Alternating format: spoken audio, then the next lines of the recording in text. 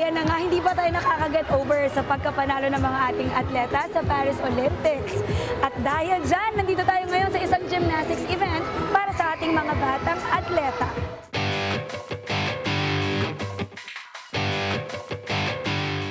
Ang cute at ang gagaling ng mga bagets. Talagang nakakabilib.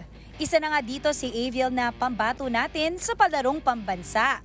Aviel, good morning. Kwentuhan mo naman kami sa experience mo sa palarong pambansa. Nanalo po ako ng 30 silver for individual all-around sa beam po at saka sa floor. And nanalo din po ako ng 2 golds po para sa team champion and sa vault po. Then 1 bronze po sa bars po. Palagi ko pong tinatandaan yung 2 big W's po na if you want it, you win it po.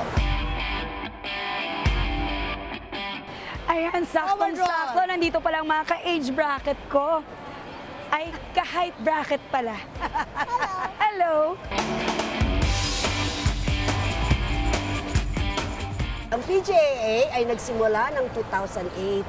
Okay, this happened after my husband passed away because Coach Sunny is the head coach also of Men's Artistic Gymnastics Philippine team. So when he passed away, we just continued his legacy. Kaya sa PGAA, since 2008, actually before that pa, we have more or less 30 gymnasts na libre namin tinitrain. Coach, sa pagkapanalo ni Carlos Yulo, ano ang naging epekto nito sa gymnastics community?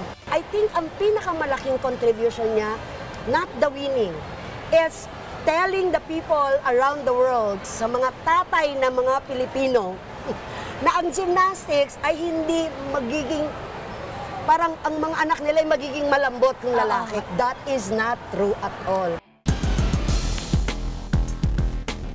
Nakilala ko rin ang assistant head coach dito na dating kasabayan ng ating 2-time Olympic gold medalist na si Kaloy sa pagte-training. Coach Ace, bilang naging part ka ng national team, gaano kahirap yung naging training nyo noon? Ako sobrang hirap po kasi lahat po kami may kahinaan sa bawat aparatos ko. So kailangan namin mag-push dun sa event na yun para makapag all around po kami sa mga competitions para makuha po namin yung team championship po. Ganun. Coach Ace, message naman sa ating kampiyon na si Carlos Yulo. Kaloy, first of all, congratulations na achieve mo. Keep inspiring the new generations of gymnastics. Siyempre, susubukan natin kung gaano tayo ka-flexible. Magkakaroon po tayo ng 9th International PGAA STY Gymnastics Competition that will happen on October 18 to 20 in Muntinlupa Sports Complex. Libre po ito, wala pong bayad. So hopefully ma-invite natin si Carlos Yulo. Why not, di ba? Carlos, baka naman! PGAA! At tulad na nga lang po ng ating 2-time Olympic gold medalist na si Carlos Yulo. Sipag, tiyaga at determinasyon lang ang kailangan para sa gold na inaasam-asam. Sana nag-enjoy kayo at magkita-kita po tayo ulit sa susunod na linggo. Dito lang sa Trip ni Maui.